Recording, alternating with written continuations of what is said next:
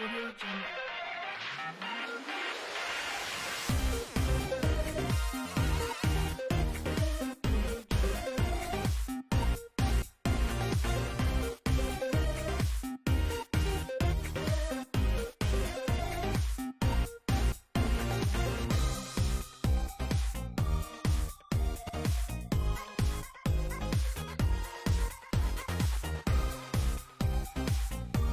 Audio Jungle. All right, you guys set up and ready?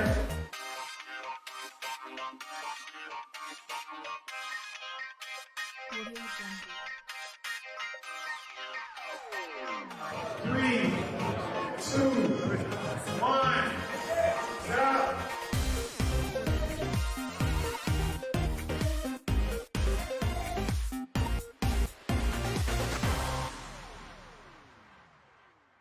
Audio Jungle.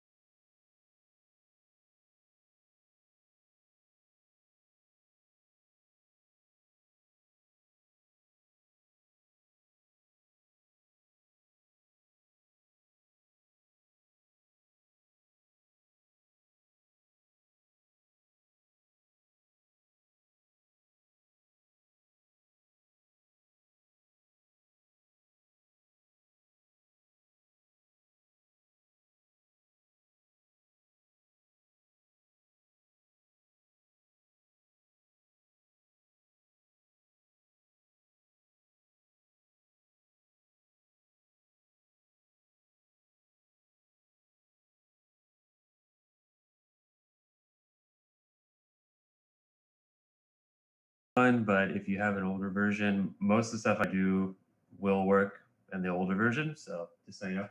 Um, so yeah, comma is lightbox, right? So if you're new, this is cool to like look through, all the different models. You can see. We're just going to start with this polysphere. Um, and so, because a lot of things a lot of models I start will be a primitive shape, like a sphere or a cylinder or something. And so it comes in with subdivision levels. So there's a tool palette. I usually dock these. You can pick the little white dot and dock them over. So there's different subdivision levels, but I don't need them right now. So I'm just going to delete higher. And I've also shared a link to this is my kind of my custom interface, which is all it is stuff that I pulled out of all these menus that I use all the time. So you guys are if I do use it, I'll try to tell you where it is buried in the menu, but So yeah, I actually shared a link with Megan with that too. Yep. All right. I am No going rush. to. Yeah, but it's out there if you want to get my custom UI. But I'm going to drop that link right now. cool. So yeah, pumpkin time. And actually, before you get started, I think we had a little pause in our audio, so I just want to make sure everyone in the chat can hear us. Okay, super cool. No, don't worry. Oh no, you had to restart Chrome. No. It's a thing that happens. Also, we were laughing about this before. I feel like every time, we turn on the workstation here to start live streaming, something will, either the microphone or my camera or something will like overrun the default settings between OBS and Zoom and throw off the audio. So I think we've made it. We've landed. Thank you, Ty, for letting us know. And anything you do live is just bound to be somewhat of a disaster. There's got to be something, right? It's always you got to leave that, leave it open just for one small moment. So to go back, because I think maybe some people missed this early in the intro in case the audio wasn't working for everyone, we are going to, and I say we by not me at all, but Daryl is going to sculpt a scarecrow, like super creepy. We're getting into our spooky, full-on Halloween vibes for the rest of the decade. Okay, sounds like everyone's got audio. We've all been refreshed. We're good. We're great. Cool. All right. Sphere, we got this far. So what I'm going to do, I want to make it, fat at the bottom, like a lot of pumpkins are fat. And of course, there's the move brush. If you hit B, you get all the brushes. You hit M and then move, which is a pretty good one at first. But I want to move it all around at once. So I'm going to actually go into this transform menu. And I'm going to turn on radial symmetry. It's this R. And you get a bunch more dots now. I'm going to try y-axis, which is like up and down. Yeah, there we go. So then I'm going to use this to kind of fatten out the bottom. Just to give it like a little bit of gravity. I don't know. Yeah. So it's like, I like these kind of wider pumpkins. Don't ask me why. Yeah. We're probably going to spend most of our time today just kind of like on the front view of stuff, but yeah, we'll just give it like a little bit of gravity, right? And so once we got our shape, I need some more subdivision levels, so I'll just hit Control D a couple times. There's a poly count down there. In general, you don't want to like jump up too quick, and then your sculpt gets lumpy. So I'm gonna sculpt those grooves down the pumpkin. So I've actually got a little pumpkin here. Excellent reference. Why not show you? So yeah, the grooves, obviously. All pumpkins have these. So radial count, I think I'm gonna go like 16. And then I'm gonna use this brush called Damien Standard. So B, D. And actually, let me open this. So open my brush menu so you can see what brush I'm using. Where is it? There it is. So I've got hotkeys for all this stuff, but I'm just kind of showing the beginning stuff at first. So yeah, you want Z sub. So it's digging in. And we'll just I'll hit Shift F just to turn off wireframe. Get our little pumpkin grooves. And then I'll go back to the move brush. And, most pumpkins have a little dent in the top. I have noticed they're all a little bit different though, but I'm going for like the general pumpkin everybody knows. That's always the hardest thing when you're out at the pumpkin patch, is to find that right shape. And then if you have for like if you're doing jack-o'-lanterns, if you have that face in mind, trying to find a pumpkin that has a face that match, I don't know. It's a Totally. It's struggle. a struggle. And then, yeah, there's like some weird, there'll be like just one little bump like that on it, and you're like, no. But here we can make perfect pumpkin. So I'm gonna go Control D, give it a little more. I don't like this little lump, so I'm just gonna Damien Standard it a little more. It's just a good, Damien Standard is just a good wrinkle carving brush. Yeah, like I said, we're just gonna do the front for the most part. Yeah, so at this point, I'm actually gonna duplicate. So I've got 2 pumpkins, and you'll see why later. But yeah, it's mysterious. Yeah, so we're gonna do our carving. So I can hit X again if that's the symmetry mode, but we want X. So X is like left to right, like you're passing from your left hand to your right hand. That's the way I think about it. And if you get any brush, like the standard brush is a pretty common Z brush. If you hold Control, you can draw a mask. But I actually want to hold Control. I want to do freehand. It's also up here. You can choose your stroke type. That just lets you draw like right on there. So we'll do a little bit evil kind of eyes. And if you hold Alt and Control, you can subtract, right? So at this point, I might break the symmetry, so I'll just hit X to turn it off. Maybe this eye is like a little different or something.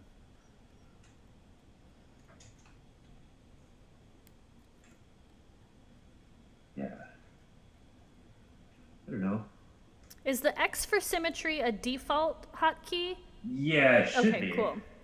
I have changed some of my keys, but I think I remember what the default ones are. That's the problem when you use the software for a while. Yeah, for sure. Well, and I think that's the other kind of next level, that it takes a while to get to that point where you're making your own hotkeys based on whatever your workflow is. But I feel like, especially you and so many of the team over at Leica that we've had the honor of working with, it's always so fun watching you all work.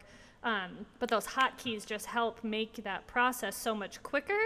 But I feel like it's tricky to figure out, like, wait, what do I need to do? But knowing that programs, especially like ZBrush, have some defaults that are just set that are really easy, like just Z on and off symmetry, because those symmetry tools are super cool. But as we know, nothing in life is symmetrical. So exactly, you're always fighting that in CG.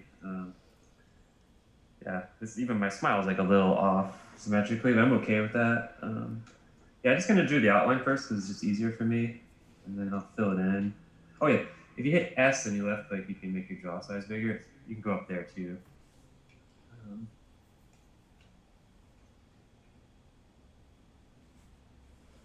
Yeah, I feel like it's just a fun thing to do to make a pumpkin around Halloween. I don't know why. It just is. And we're gonna do kind of a block out in this video. So we'll build parts, but then we'll kind of like get them in a decent spot, and then we're gonna move on to the next. So, and then we might revisit parts to kind of how I work at work. We could do a block out of stuff. That way you don't detail the heck out of something, and you find out later like, oh, I should have made it wider. Right. Or whatever. Yeah. It's like starting with like if you're doing figures or humans, you start with a more gestural kind of loose sketch, and then you add your details onto it, for sure. Exactly. And I just changed my material to this flat color, so it's easier to see where my mask is. Let's see. And then I've got my keys hot. My material's hotkey too, but I'll show you. Yeah, Mac app. This one is kind of nice. Z7, I found that one just online. Yeah, so now we've got, a decent start. We're definitely going to do more to it. I'm going to kind of, I want to pull in, right? I want to carve it out. So I'm going to do invert the mask. So there's masking invert, so you can just control click. And I'm going to hit W for this transpose tool. And there's this little gimbal in the middle. I can scale it in. Oh. And this is just the beginning. A little bit funky, but that's okay. I'm kind of just trying to get the depth right. Yeah. So now I'm going to use that other tool that I had, that I duplicated, and I'm going to scale him in, right? And he's basically going to be a carving device. So, I save a lot. Always good. Always good. I know we've added a couple of reminder features into the stream chat. So when any of us on the team are just doing art streams by ourselves, I think every 30 minutes or so it'll remind you to save, which is yeah, I think that's good. always I think that's good.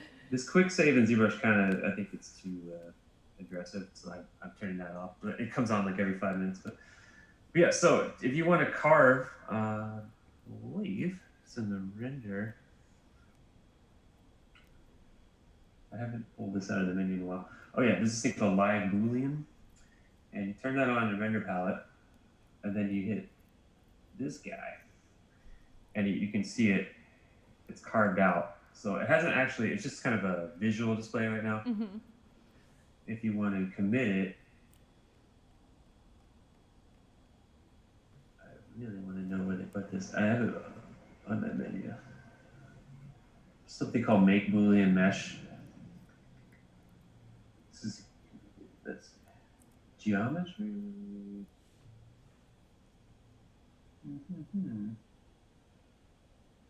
It's funny that they wouldn't just put it with the other thing. Well, I've got it out here, Make Boolean Mesh. That'll be your homework, people, to find it in the menus. I'm just gonna hit that. Ty just answered. He said it's under Tool and then Boolean. Thank you, Ty. Thanks, Ty. Ty is one of my coworkers, so I think it's that Ty. Yep, think you're right. Cool. Thanks, dude. He passed the test. We bounce ideas off each other all the time, so that's kind of cool. Okay, tool. So now it's made this U mesh. If you hit that, now you're on the new mesh that you cut, right? So if you, I get kind of, I don't like when there's too much junk in here. So if you pick the mesh you like and you hit R, it clears out. So then you're just kind of left with the one model in your ZBrush. A lot of people don't know that. So there we go. We've carved it. It's still got a little bit of funkiness. So I'm going to do something, the good old Dynamesh. So this will remodel your mesh. I'm going to try no glare 400. Let's see what happens.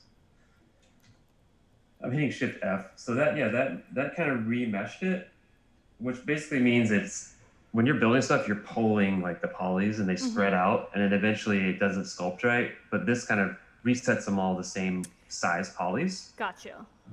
So that's what's cool about ZBrush is that you can kind of change the poly on the fly, like as you go. You don't have to like think about the technical too much while you're going at first. So I just hold smooth and hold shift to smooth, just kind of smooth out some of this stuff.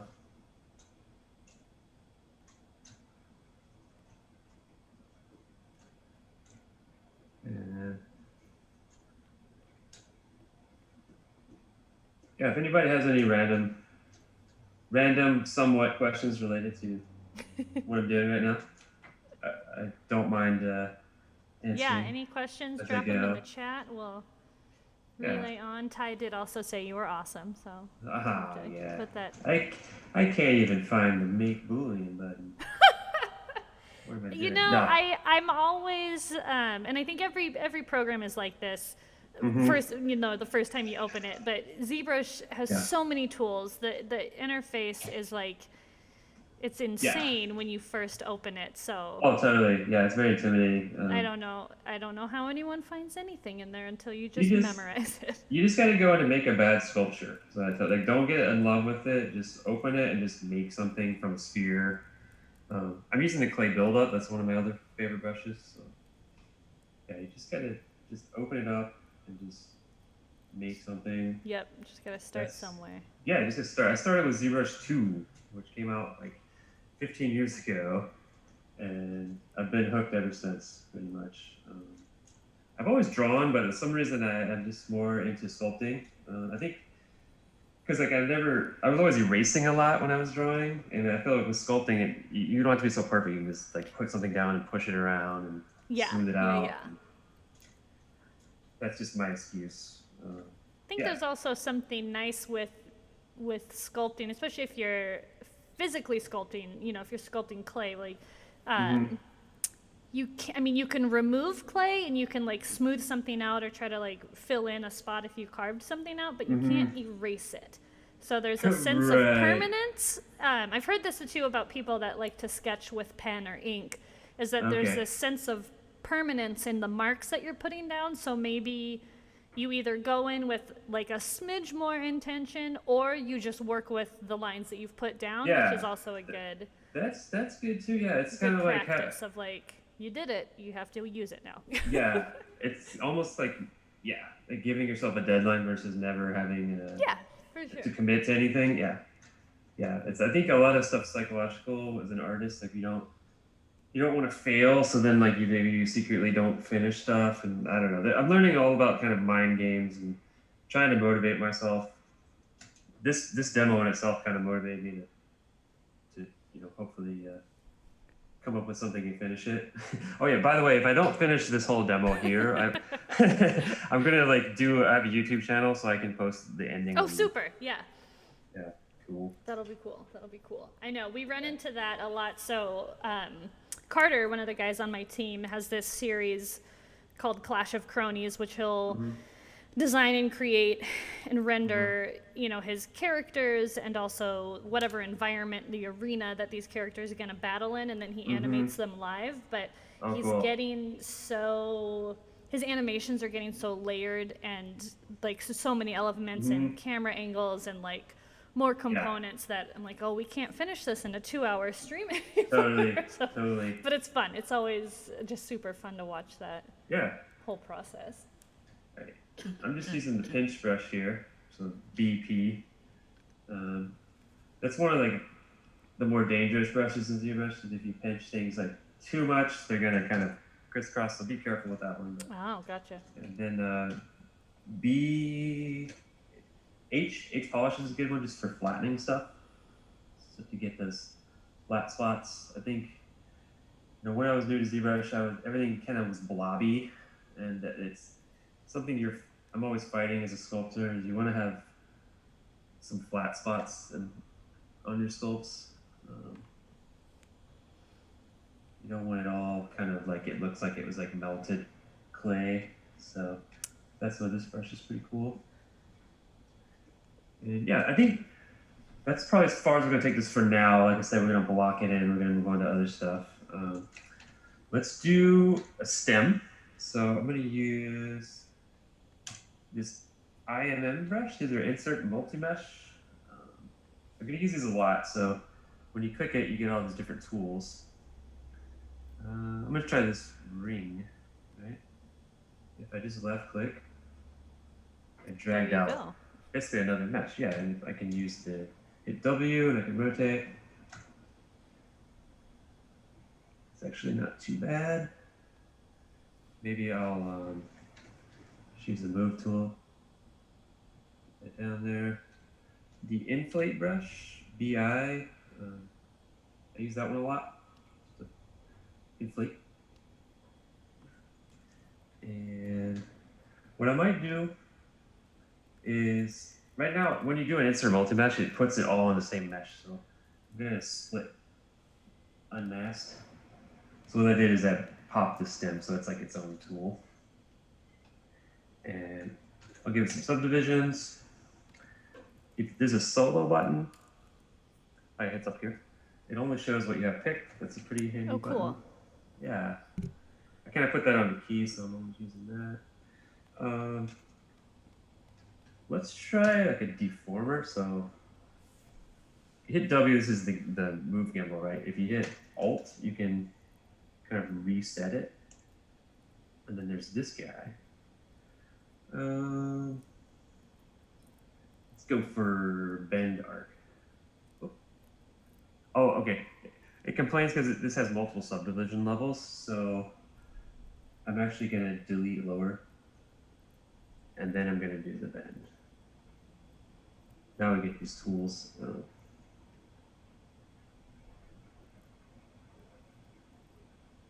That's a weird one. I'm going to try a different bend.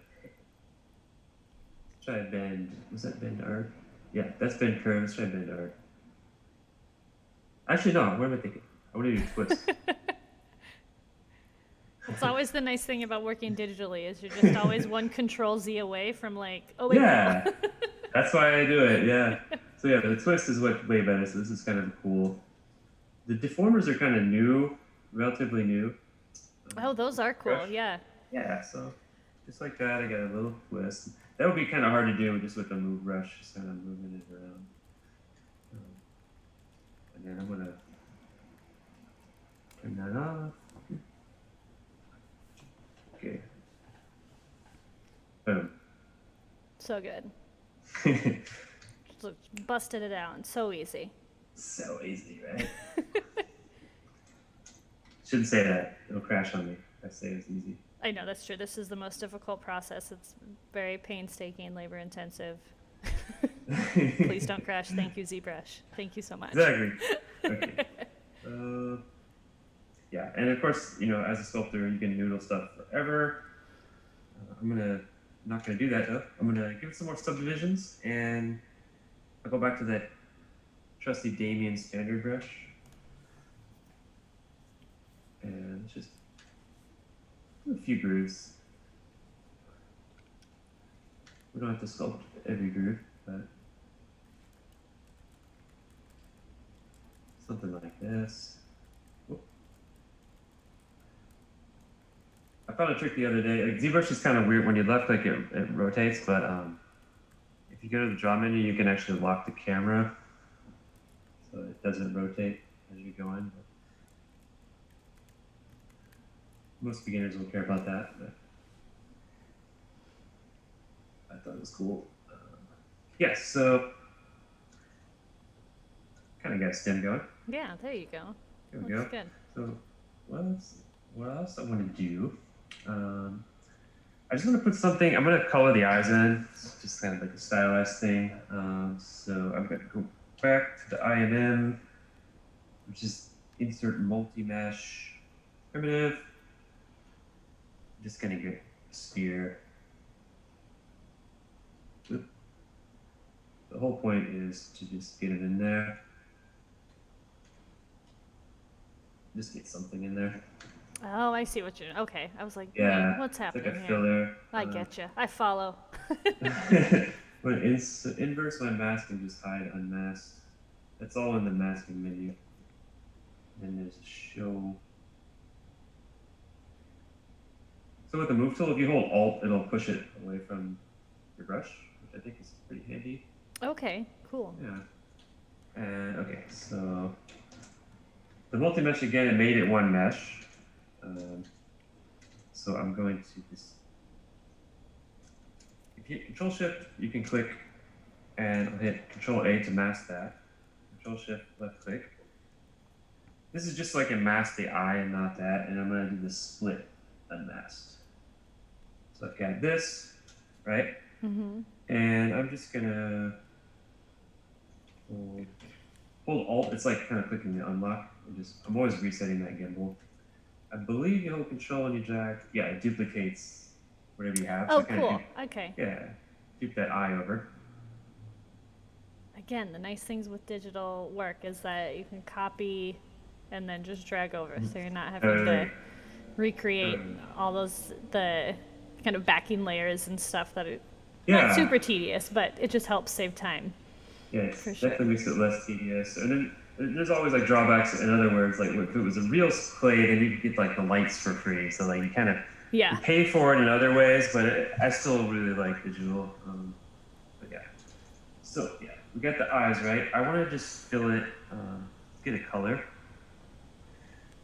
Let's get green. It's gonna make everything green, but that's fine.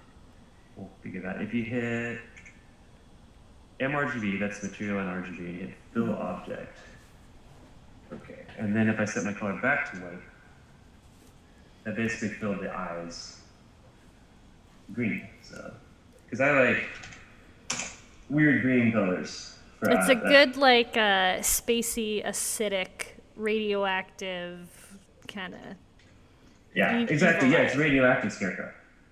And I'm even naming myself. I don't even know what I'm doing. You could get crazy. These are the eyes. Yeah, and this little paint thing means the poly paint's on there, which is yeah. Boom. Boom. Pumpkin. Come this far. We did it. So good, so good. Okay. Yeah. So let's move on. We're gonna be on a beam, right? So it's gonna be on like a wooden beam. So I'm gonna just, like I said before, I always use like primitives. So I'm gonna append in a cube 3D. Here we go. And so when you make it primitive, I'm gonna hit solo and then shift F for the whacker. They have these initialized deals, so you can like, this one might have it, might not. Ooh, interesting. There's like multiple times of primitives, so this one might not be the one that has the. Oh yeah, it's already a poly mesh. Okay, that's getting like down a whole other rat hole that I don't want to go into. I'm gonna delete it, which is also a dangerous thing in ZBrush because there's no kind of undo when you delete tools. Oh, that is a scary. Yeah. Okay, so I don't know what I did. I'm gonna try one more time, and then if not, it used to be like you could change the poly count. Maybe you have to hit. Maybe you have to hit one of these. Ooh, interesting. QQ. Well, I'm trying to get fancy, so we don't even need that. So I'm gonna edit that out now. Okay, so we're just gonna scale it to make a beam. So I'm gonna do that. Where's our pumpkin? I know, where'd that pumpkin go? Is he stuck Where'd he go? inside? I'm gonna hit F. Let me try this one more time. Oh, I think it was working at like a really small scale. Okay. I turned off solo mode too. That's a good way to get confused. To work in solo mode. Pin to cube. There we go. Yeah, so I don't think this beam needs to be maybe like that big. It's a standard fence post of 4x4 Exactly. for anyone Yeah, that's grown up on a farm or near a farm, adjacent to. There you go. There we go. There we go. Something like that. Of course, you know, the good thing about ZBrush, we can always change stuff later. So what I might do is duplicate that tool. If you hold shift and snap it, get increments. Blink. Got this one. Yeah. I think this beam might be cooler if it's like heavy duty. Like he grabbed a thicker beam. Whoever Mr. Farmer or Mrs. Farmer was did this. Yeah, so we've got beams. And so there's a thing in ZBrush, if I just start dividing this, it's going to kind of melt, as I say. Like it just kind of rounds out. And maybe you want that, but actually there's a trick. So when you go to subdivide, you can turn off the smooth, right? And you can do a couple smooths without it, and then once you turn it on and you smooth, it kind of holds the shape better. Gotcha. So that's kind of a quick way to get kind of beveled beams. So I turned it off, turn it on, divide a couple more times. Yeah. So we can even hide our pumpkin, just so there's less going on. And let's sculpt some wooden beams. I might start. This clay buildup, which is pretty good. I might use this clay tubes. This is BC. It's very similar to clay buildup. I kind of just like to use this one for like digging away. And what I might do, actually, before I do that, is there's this morph target, which I also have a button for. Oh yeah, here it is, morph target. Store morph target. Basically, this is kind of cool. It's like it stores the history state of this, so if I make the hole too big, I can kind of go back with a brush and erase it to the other gotcha, history yeah. state, which you'll see more of. Yeah. So honestly, whenever I'm doing stuff, I usually store morph target and then make a layer, and that way I can, I can go back. Yeah, this is like a little bit of detail. Just the Z sub. I'm not going to get into the back.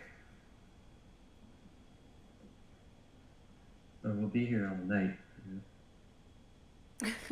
Ty is saying that he can't wait until ZBrush lets you store more than one morph target. Yeah. That would be nice. Gonna talk to them. I wonder why. I don't. Who knows? Yeah. So this guy. I also have active points, which is kind of buried in your preferences. I've dragged that out, so I think that's kind of handy. Because once you work with this for a while, you kind of know how many points you need. Like if this said 10,000, it wouldn't have enough. But if it said 3 million, then it would probably think that's a little too much. So I think that's why I have that on my interface. I actually might need more, so I'm gonna do 500,000. Sounds like a lot, but in like the ZBrush world, it's not that much really. Yeah, my introduction to polygons in this sense was when I was working at the Art Institute, and all the game design students were always like low poly count, so things could regenerate faster in a video game. And then I was watching a ZBrush tutorial with an artist, and he was making a dragon, and I don't know, however many millions of polygons it had, and I was like, what? Yeah. It's a very... Was that the Game of Thrones guy? Yes, yeah, it was Dan. Yeah. There's just so much detail in there. It's always that, like, I don't know, it's kind of a intangible thing to understand until you start really seeing more examples of it. But exactly, yeah. This is looking good. I like those, like the gouges taken out of it. Yeah, like I was saying earlier, you're always fighting that CG look, and this wooden panel probably wouldn't be perfectly level. There'd be little mishaps and things, and it's easy to go overboard too and go forever. So you're just trying to break the silhouette and stuff. Yeah.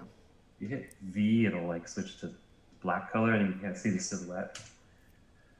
Could be neat. That was all just clay tubes and the move brush, really.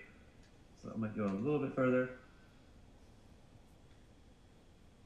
And some of this is like, it's going to make more sense to detail it later once I put the scarecrow on, because I don't want to spend a lot of time here, because you're going to be covering that. Right. Okay, let's see. Oh yeah, it doesn't want me to divide because there's a layer in recording mode. I'm just going to bake the layer out, really. I feel confident that I don't need to go back.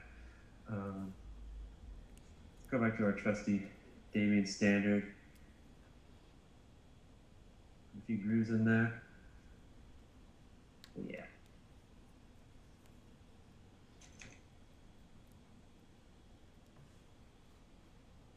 I'm still learning more about like how to balance it all, because it's easy to get caught up in details too, and you look at it later and it's like a visual mess. Like you're always kind of zooming out and balancing out, adding detail. If you hold Alt, you can kind of sculpt up with the Damien standard, so it kind of pinches.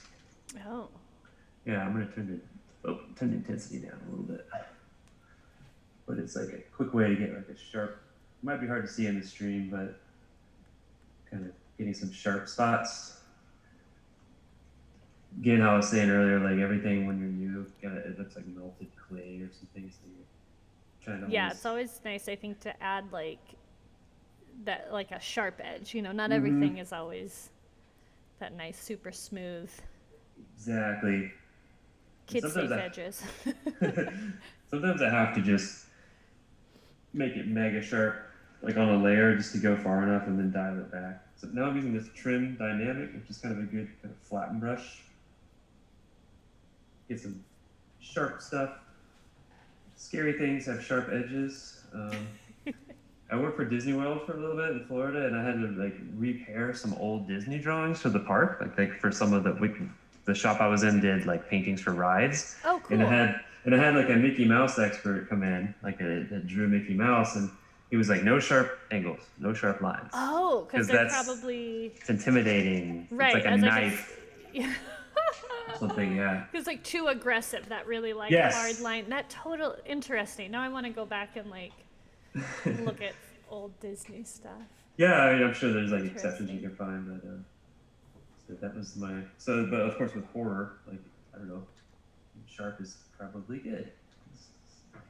Things that could pick you. That's why oftentimes Trick you. I've listened to a handful of character designers talk about how like triangles are often used for like villains or like bad characters. They'll have a lot of triangular Oh, right, that makes pointy sense. edges. Yeah. Like if they're broad shoulders or whatever it is, they kind of use triangulars. And then there's always the jolly characters are round or That makes a lot of sense. Yeah.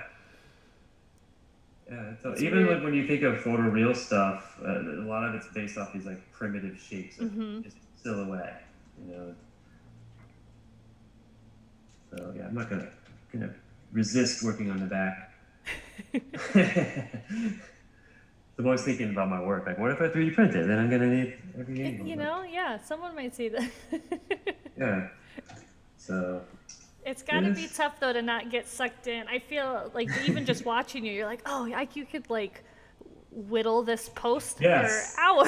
I could do it for hours, and it's kind of satisfying. Like it's like in CG, working on things that are new and clean is to me is kind of boring. It's all about like the grungy, like matching the dirt on or the dents. And yeah, it sounds weird, but yeah. So I won't go too far. Of course, there's also like alphas, which I probably get into later, where you're at the very, very end, you can load like an alpha of wood and like drag it on for the.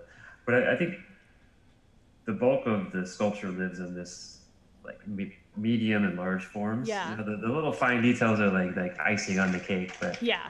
Don't want to jump to that right away. Yeah. So beams. Like maybe I'll turn my. You hit shift and you click. It turns on all of them. Oh, there you go. Yeah, that's looking. Yeah, it's getting there. You know, it needs a body. I'll only do one more thing for this. Like I just one more ding, and then. Yeah, one more ding. I'm gonna adopt this alpha standard brush, which I would suggest anyone new. Like that's like one of the first brushes you use. Stroke freehand alpha 60, which is these little lines. Oh, okay. I think I've seen those. You've probably seen it. Z sub. Maybe I'll make a layer. And let's see. It's a little big. Actually, I'll turn off lazy mouse. Lazy mouse is like it can be useful when you're doing like really clean lines. Yeah. Yeah. So I'll try to zoom in a second. So it shows up. It's throwing this kind of wood. Kind of grainy, like gives it like a wood grain. Yeah. Look, yeah. And like the part of the trick is not to just do that and just leave it all the same, like smooth some parts of it. For sure. And then maybe leave other parts. And don't push the intensity when you put down the strokes. Yeah, so maybe I'll put a little here. I'll smooth it just a little bit. Here we go.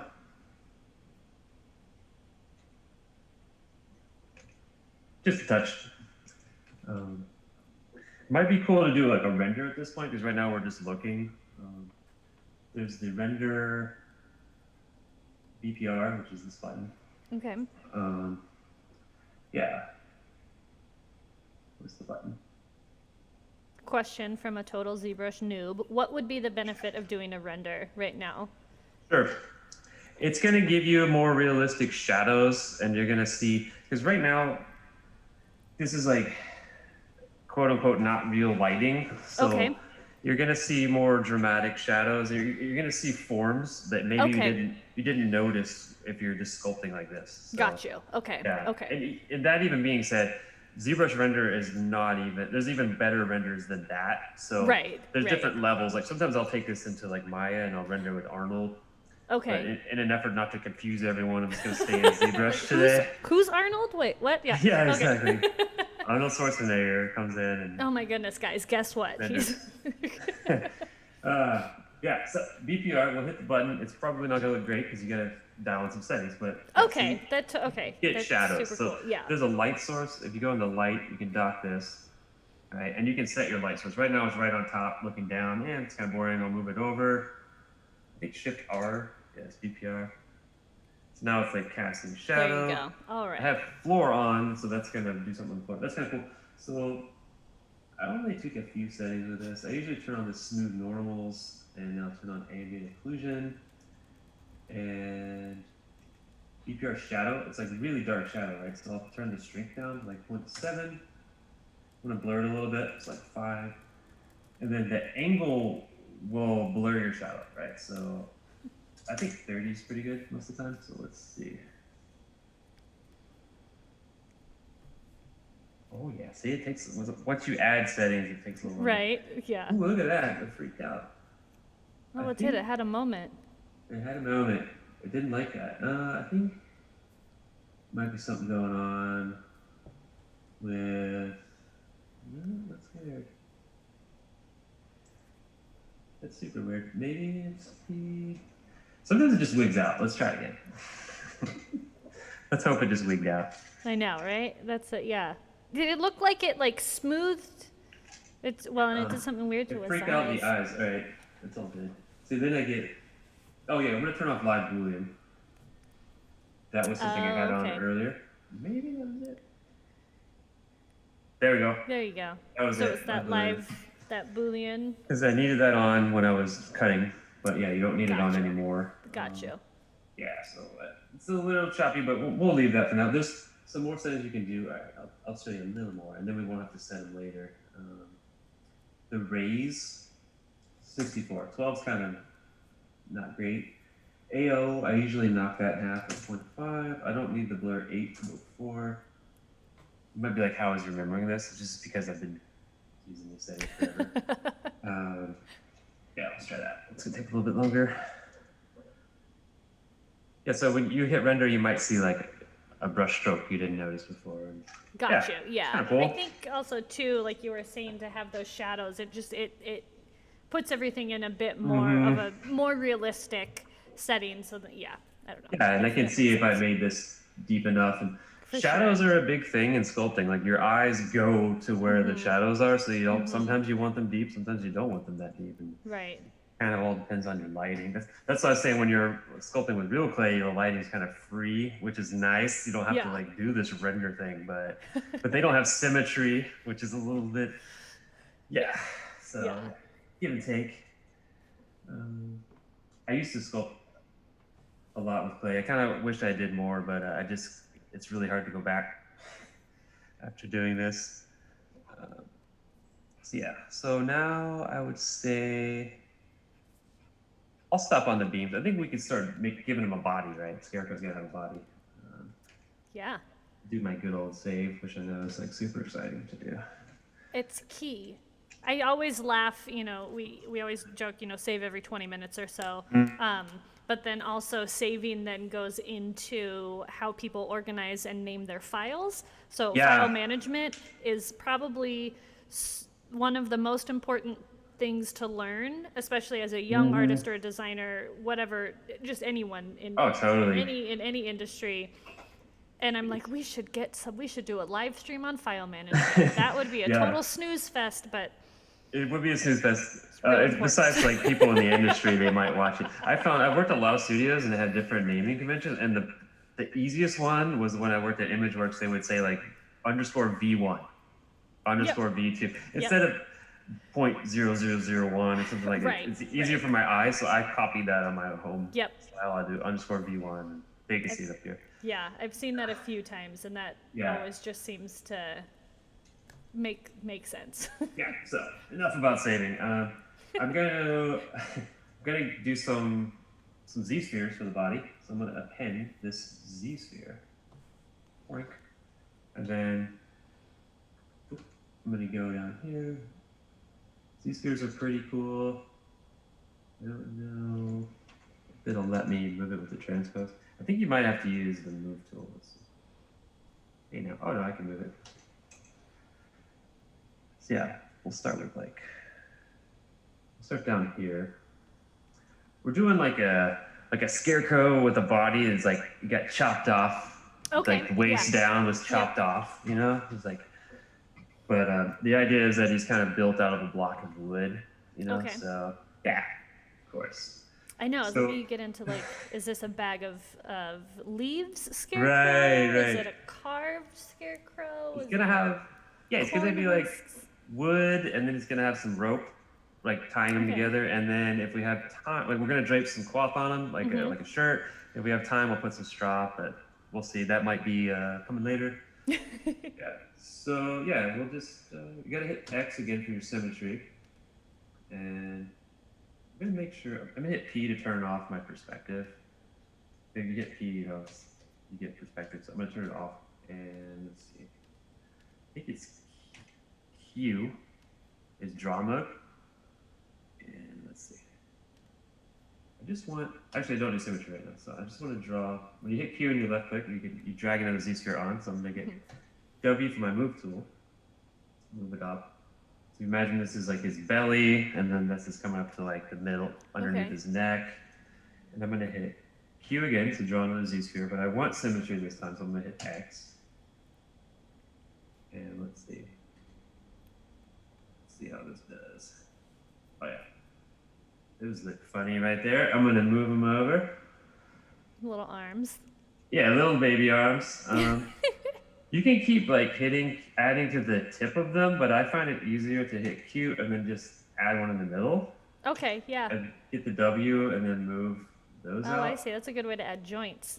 Yeah. Yeah. Cool. So yeah, we're just gonna. Whoa, symmetry can be weird. Yeah, so we'll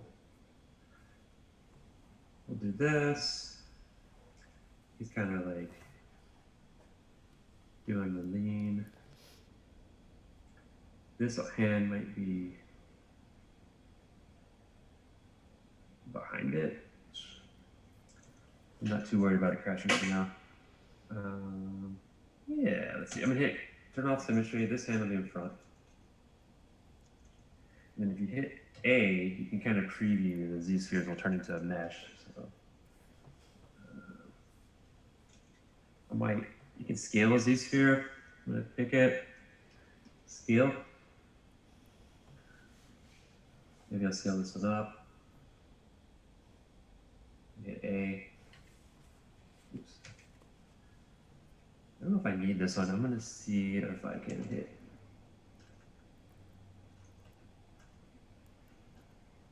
It's been a while since I've deleted the Z sphere.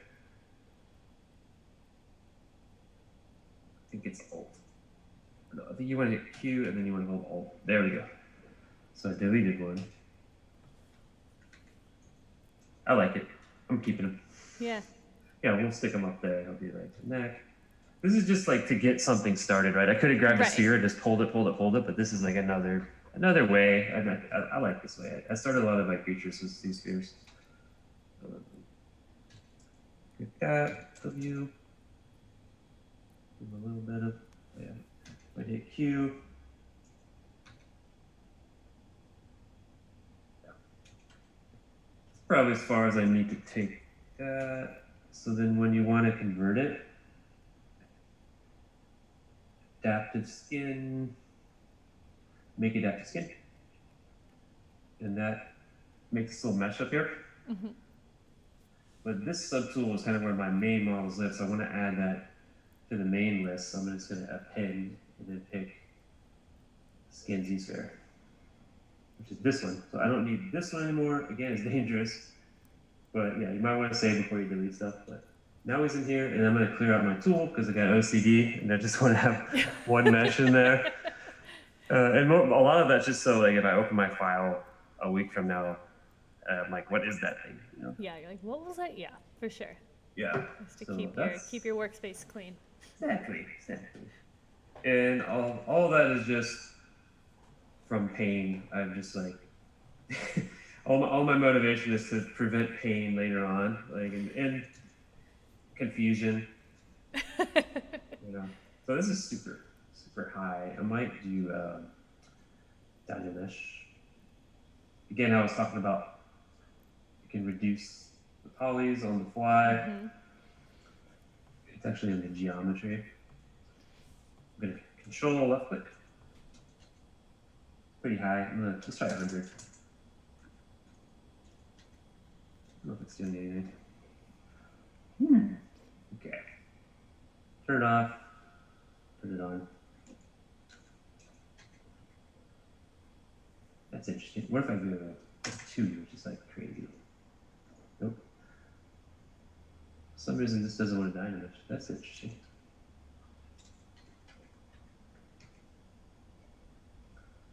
I swear this has never happened before. What in the heck? All right. Usually when you do it, it'll rebuild it, and then the polys will be smaller. So that's what I'm trying to do. Maybe it might be a mask on or something. I think this is the first time I've broken Dynamesh. There's another thing I can do. That's so weird. Groups. No. I'm going to do something else. We're going to do Z-Remesher, which is kind of another automatically change the underlying topology Got you. Yeah. tool. So I hit it. I kind of got default. There we go. Yeah. So I just wanted to have the same shape but less polys. So this is the same Okay. movie. Yeah. And now we can start working on making it look a little less weird. Okay. Yeah, just move tool, my go-to for a lot of stuff. Maybe these arms are like just different pieces of wood that were like cut and placed on.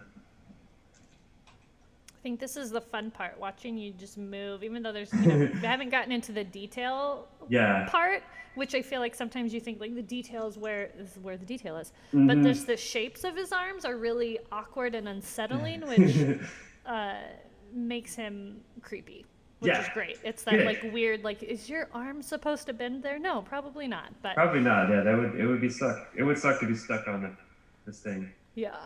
In that pose. Yeah, just moving and like pinching. Yeah. Let's see, Ty was saying, remember life before Z-Remesher. That was horrible. You had to commit to shapes, like you had to like plan your model more. And uphill both ways. Yeah, exactly. Eyelashes covered with snow. Yes. It was literally like your boss would say, "Can you change it to change this mesh?" And then you'd have to be like, "Yeah, but that's gonna take like half a day." Yeah. I mean, now it's like a minute. Like you hit a button, nice. It's crazy. You wouldn't want to hand off something to a rigger that's just like automated, but I use it as like a step one. Yeah, yeah. Clean it up. Yeah, so. That's funny. So I'm gonna work on this. I feel like there should be like music playing. I know. It's always that. I actually realized I didn't bring my backup laptop. It's the one thing that I've been, the more we do on Twitch, the more you realize how important it is for background music. But it's there's really interesting copy. And I'll sing to you. No, I won't sing, just for fear of everyone watching. Better you than me. Copyright laws on Twitch though is a doozy. So you have to find the real totally like royalty free stuff or something. Royalty free funny tunes. So this guy, it's kind of like if you took like a hollowed out tree stump or something. I don't know. It's kind of using the move tool.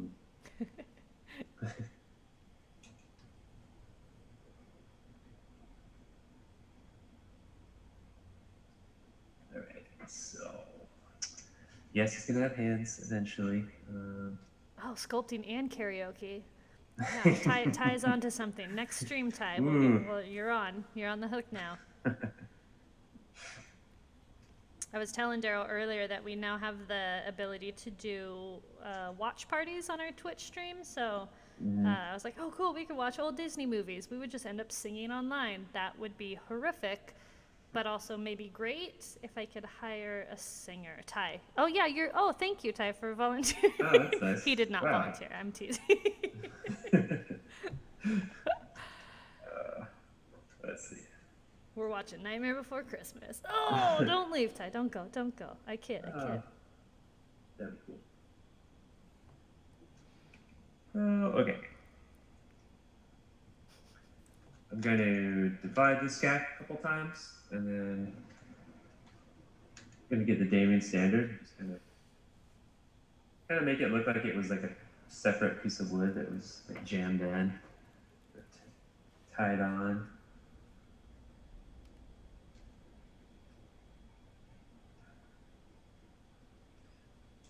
Let's see, maybe this one too. And this one. It's always a balance, finding the right intensity on your brush. My earlier days, I would work like way too timid, you know, and then now I just try to almost go overboard and then dial it back. I find that things go faster that way. Yeah, so this is like, yeah, a log. It's a tree branch, right? Yeah, his arm's made out of some twisty, evil tree branches. Twisty branches, yeah. Farmer Brown found the branches. He's like, yeah, I'll use that in my scarecrow. Trying to think of some of the classic scary scarecrows from movies. I feel like Jeepers Creepers had a scary. Did it? Oh no, it was the main character was like hiding. I guess he was kind of scarecrowy ish. Kind of, yeah. I actually thought that movie was pretty underrated. Yeah, it's got some good jump scares in there for sure. I just got my wife to watch Haunting of Hill House with me. The series or the series. Yeah, I had already seen it, but I rewatched it with her. That's a really good one. Real good. There's that car scene. Oh yeah. Whoo! Yeah, that was. I'm pretty jaded because I've seen so many horror movies, but that one like gave me the chills. That part. That was a good. Really Haunting of Hill House on Netflix. Yeah. And then now there's a Haunting of Bly Manor. I think it's like the new one. Yes, which I have heard. No spoilers. It does no spoilers, Ty. Don't worry. It's just there's a car. It's scary. That's all you need to know. Exactly. I've heard Haunting of Bly Manor is also really, really good. So I think that's on our watch list for maybe this next week. It's always tricky, at least in my household during October and Halloween season, because everyone else has horror movies or scary movies on their list of things to watch, and these are just things that I watch on a daily basis because I'm such a huge fan of horror. But I always try to go back to like classics. So I was watching. I love Vincent Price, so I watched some old Vincent Price movies the other day, which are all actually just more real cheesy and hilarious. But I haven't seen many of those, and I should check them out. The Mask of Red Death. I have Shudder, which isn't really Oh yeah, good I had that channel. for a little bit. Yeah. The Mask of Red Death is on there, which is very appropriate for this time right now. Okay. Yeah. Wow. Right. It's kind of, you watch it and you're like, oh wait, this is what's happening. Oh no, I don't know if I can. But it's great, and it's Vincent Price, and it's all. Cool. He's just wonderful. So I'm just using clay tubes. Toothbrush just to kind of get the bark thing going. Yeah. So there's something here. It's always like really sketchy at first. And like twisted. that twisty wood. That's like one of those trees, I guess, that was like really twisted on itself. I don't know. Ooh, Ty just had a great idea. It would be fun to do a sculpting challenge where you can only use 3 brushes. Yeah. That's a great idea. So we've been doing, what are your top 3 brushes? Okay. That's a question to you, Daryl. I would say move brush, clay build up, and probably Damien Standard. Those are my 3 main ones. That's a good, on our Twitch stream, Ty, we do the Cintiq Showdown, which is a random phrase generator, and we're just generally in either like Clip Studio or Photoshop, but we could very easily think of a sculpting challenge. That would be super fun. Yeah, I think you'd be, like a theme, and then everyone does their own interpretation of it, Yeah, but the rules are 3 brushes to the death. Yeah, so. All challenges to the death. We actually have these funny. So on Twitch, you can do channel points. Mm-hmm. So the longer you watch, you rack up these channel points, and one of them is opposite day, which it is not allowed to fly today. But opposite day, someone can use their channel points and play that card, and then whoever's doing art, whoever's drawing, has to draw with their opposite hand for 4 minutes. Yeah, it's that sounds horrible. I think about that, like if I ever hurt my right hand, I think eventually I could probably do art with my other hand, but it would take probably years to get back up to speed. But shouldn't think about this stuff. So I'm just doing kind of like a hollowed out wood look. Yeah, this looks cool. I like watching this. It's the small. It seems like these small strokes that you're doing, but they add so much character and actual depth. But you can get a better sense of now it has like a material reference, and it doesn't just look like a clay cylinder. Yeah, we're always fighting that, and I think when I build stuff, it comes out as a noodle.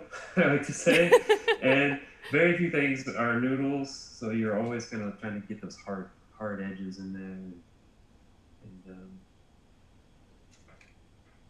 so there's also this, if you get the move tool on the brush somewhere in here.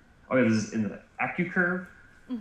So it's kind of cool if you want to pull out like little sharp bits. Oh yeah. If you have, it's cool for like creature spines too, and so I might use that as the parts. More of those spooky triangle bits. Spooky triangle, yeah. Definitely add, like if you had little twigs that you snapped off the branches or something. This is something when I was working in London, one of the dudes, my coworker showed me. It was on Narnia, the last Narnia movie. And random info for you. Insider secrets. Yeah, and it's really helpful, that AccuCurve. Like when I have a shape, even at work I'm doing stylized stuff, when I need to make a corner on like even a smile, like I don't want that perfect S curve, I want like a kink in it, I'll use that. I'll turn that on in the move brush and I'll do that. So let's see. Some of this is getting covered up by the shirt. But if you want to pick another tool, you can hold Alt and click on it, and then it jumps to it instead of kind of going in the menu and picking. Okay. That's a good shortcut. Yeah. So sanity check. I think if you hit N too, they'll all pop up and you can pick them that way. Everyone's brain works a little different, so. Stubby hands. We're gonna pull some fingers out a little bit. Ooh. Yeah. Trying to time it so that I at least get some of it. I get most of it done before before 6, I think. You are working so fast. Nobody wants to watch this more than 2 hours, I don't think. So yeah, I'll get it by 6. It'll be pretty good. Yeah, this is like amazing already though. All that texture, all the texture and detail you just put in his body is super. Cool. It looks extra like twisted and creepy branch. Cool, thank you. So we'll go back. We'll do like the daily standard again. Carson stuff. Just a few, I don't. That arm specifically is really creepy because it kind of looks like a bone, and which is perfect. It's so cool. Yeah, It's like, that was a happy accident. yeah, Sometimes that's they just super happen. super cool. Maybe I'll. It's just when you get in the zone, and I'm usually listening to music. And that's the best. Like you just start doing. Like I find like the tedious stuff, like detailing. Like I always have music on, and just you get in the zone, and it's like therapy. Like sometimes if it's your own art. Yeah. It's always nice too because I feel like, gosh, I can't. We were talking about this the other day with an artist of like. We have so many distractions in our daily lives and phones and social media and all this other stuff that when you get into that art groove and you're working, it's even though I think people often think meditation needs to be quiet, it can be super meditative for a creative mind to just focus. You're just focusing on this one project, and that's always super. Yeah. It's good. I think it's good for your mind. Also, Ty had a question that I was going to ask. What kind of music do you listen to? Or what kind of music does Daryl meditate on while he works? Ooh. All right, so I'm all over the place. Like I was a rocker, industrial rocker growing up, like Metallica, and Nine Inch Nails, but I now I'm more. I guess no one says techno anymore apparently, but I'm into like electronic stuff, so like Dead Mouse and like all the synth wave. Like okay, yeah. I'm all over. I don't even know the names of some of the bands. I just like listen and then on YouTube or on Spotify. I don't even know if it's considered like EDM, which is like electronic dance music, but you're like that's the new cut techno. But then I feel like it's something else now. I probably listen to more of that. I probably listen to more of that than the rock stuff. And I don't know if maybe it's a little more positive. There's like only so much Tool you can listen to before you get kind of depressed. Even though I love that stuff. I think subject matter, right? Too. I think it depends on what you're working on.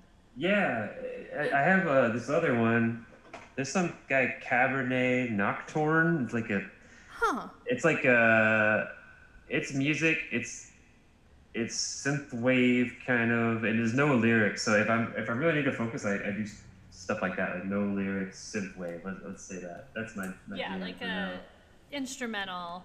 Yeah, instrumental stuff. There's a really old band called Goblin that you should listen to. It's very appropriate during October and during Halloween. I think Goblin did. A lot of the music for Dario Argento films, so like Suspiria, like those old ones. I've heard some of that. It's been a while. Yeah. You'll recognize it. Yeah. Okay, I'll get back into that. Again, maybe only for like 15 minutes, but pretty very seasonal. So let's make some fingers. I'm gonna pull some fingers out, but there's I'm gonna use in the stroke menu this guy, Sculptress Pro, and it's gonna kind of retopologize as I pull the stuff out. So I want the snake hook brush, BS, snake hook, first one. Let's see. I don't think that actually, you have to turn it on. I'll get my brush up so you guys see. There we go, so it's actually kind of, maybe it is.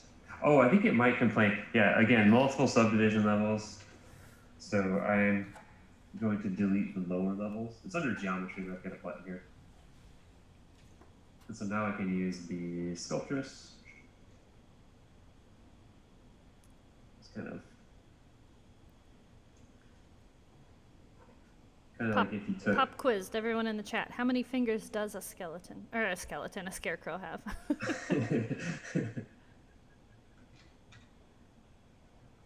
This is cool. I like these like creepy, spindly, like Yeah. twiggy fingers. And I'm fighting the noodle. Right? I'm trying to fighting the noodle. Yeah, and kind of. I know I'm gonna render from the front angle, so I'm gonna kind of do what I got to do to make the front look good. Somehow I turned off my sculptures. I don't know. I think kind of the more just chaotic, the better. Like it's just a bunch of twigs. It's not even really a hand. Yeah. You know, that's kind of what I'm going for. Maybe they're super. Maybe one's like super long.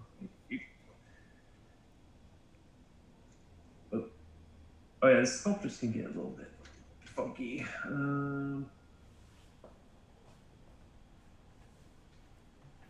Sometimes I use the inflate brush on it.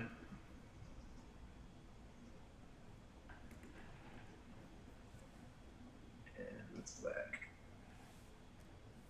Yeah. Maybe I'll hit V just to see. Yeah.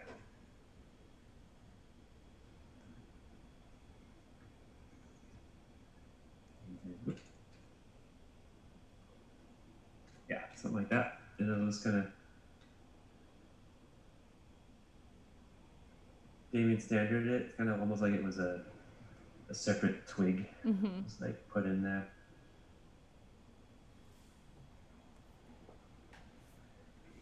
Yeah.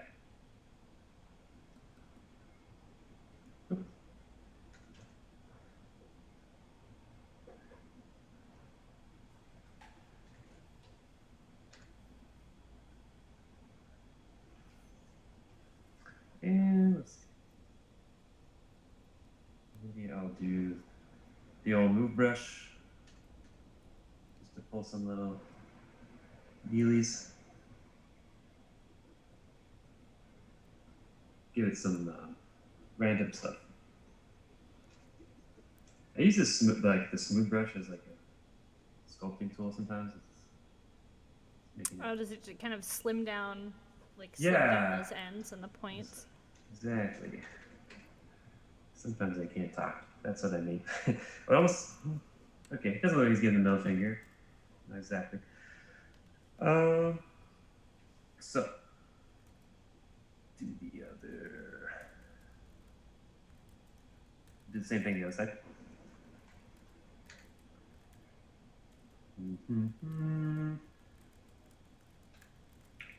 White.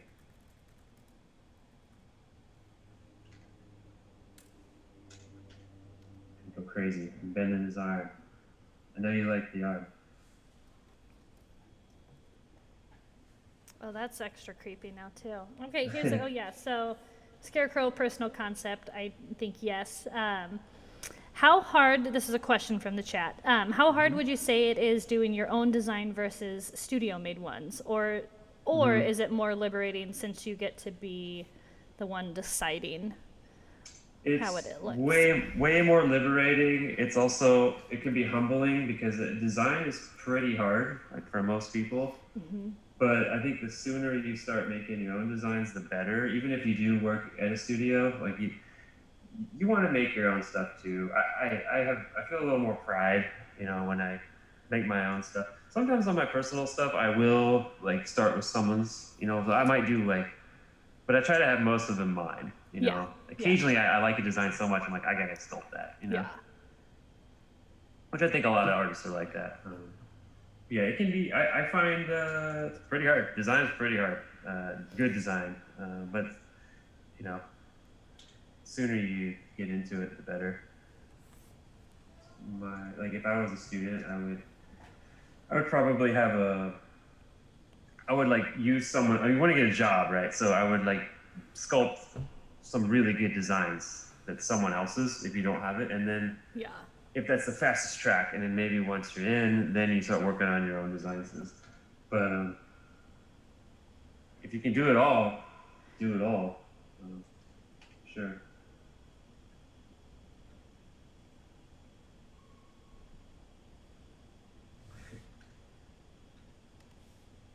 sometimes I'll draw it first if I'm sculpting, and then sometimes I'll just do it all in ZBrush, which can be dangerous because it can go on forever.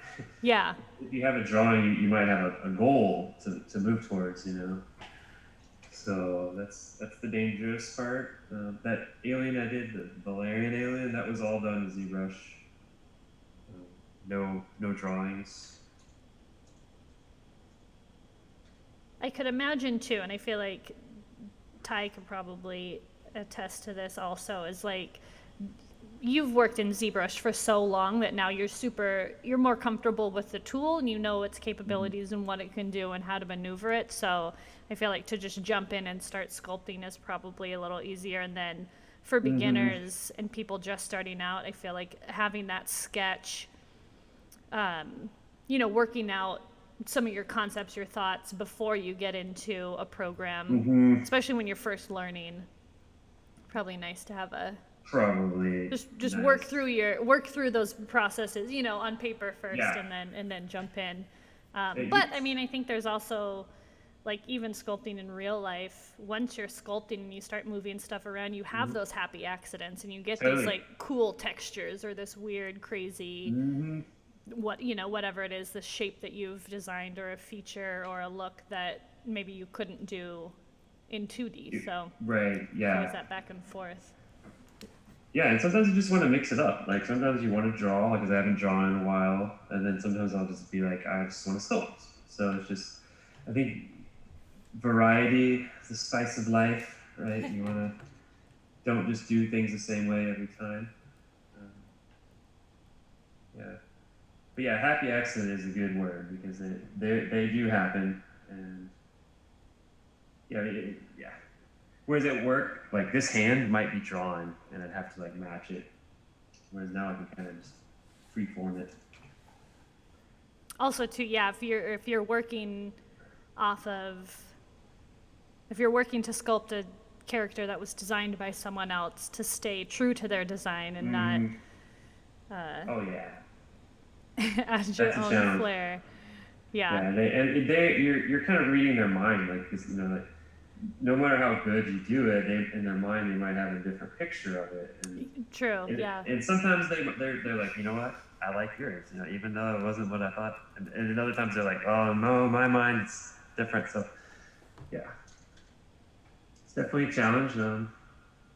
Matching someone's concept.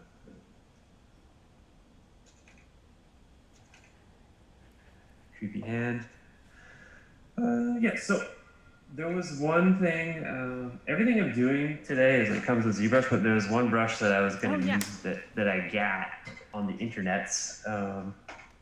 And Megan's going to send the link out when she gets a chance. Yeah, so I'll just show you the guy. A guy in Gumroad. There we go. Link is in the chat. Oh, cool. Sean Forsyth? He made Forsyth. all these cool rope brushes, and I could make one from scratch, but there's not a lot of time, so I just downloaded his, and it's pretty sweet.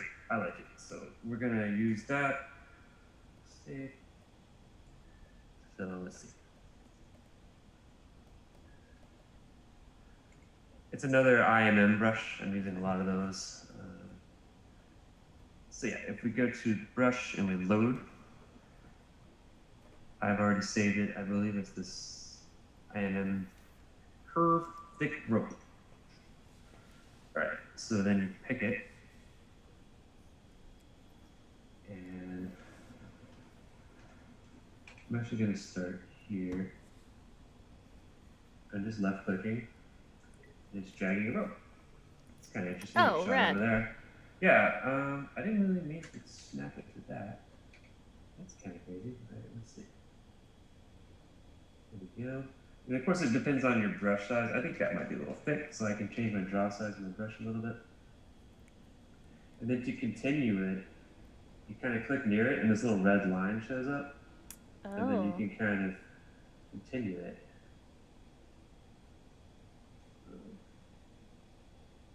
So yeah, it's a little bit funky, but yeah, really quickly we get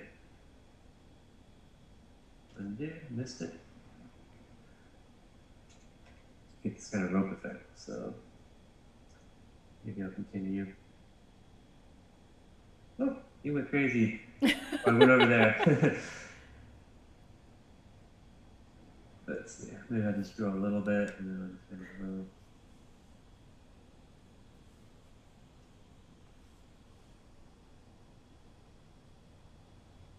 Yeah. Not too worried about the back, right? So let's get a little rope. You can get the move tool. Just kind of move it.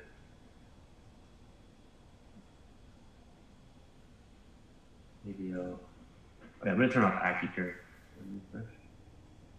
This curve's still there. Sometimes I go into the curve in the stroke. Just delete. So yeah, we really quickly got a rope.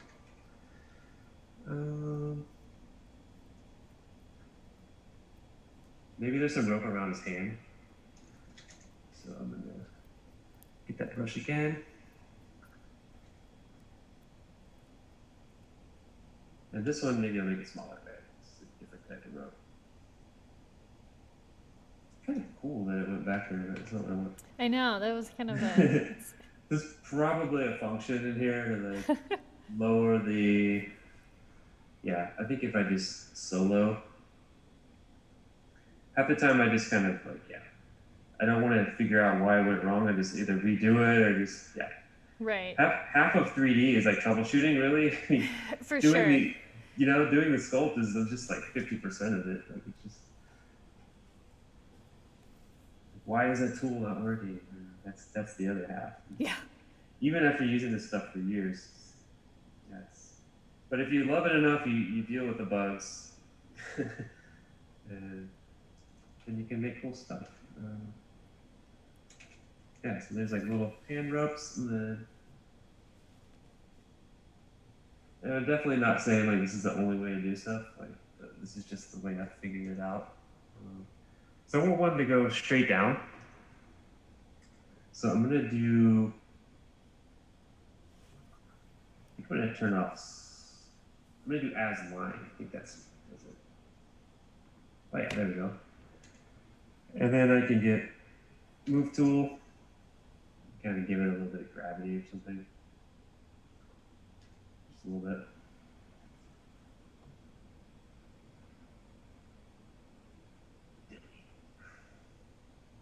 And I'll just jam this up in there. I could sculpt a knot, but I'm not. No pun intended. Oh. We just lost some viewers there. No. It's real talk. It's real talk. You gotta keep your sanity, you gotta. All right. Yeah, I'm looking at all angles, right? I don't want to be straight. Straight is bad, when you're doing organic sculpting for the most part, Robot, yeah, straight's okay. But, so, all right.